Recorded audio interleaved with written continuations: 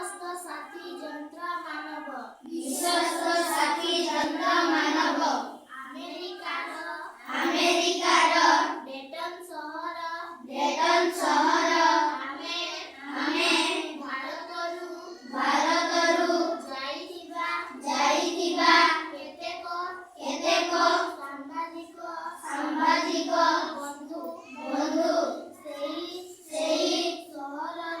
ସହରର ଗୋଟିଏ ଟେଲିଭିଜନ କେନ୍ଦ୍ର ବୁଲି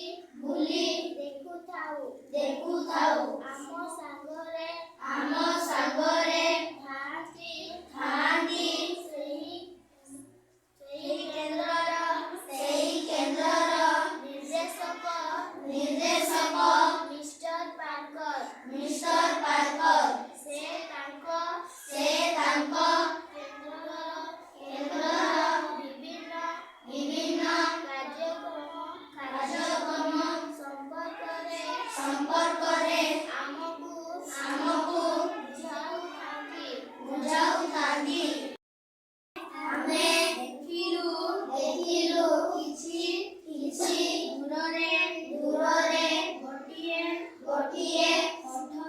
କୋଠରୀ ମଧ୍ୟରେ ଚୌକି ଉପରେ ବସି ଜଣେ ମହିଳା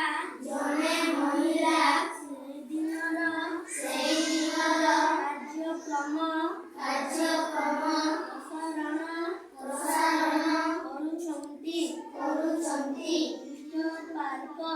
ମିଷ୍ଟର ପାର୍କର ତାଙ୍କ ଆଡ଼କୁ ହାତ ଦେଖାଇ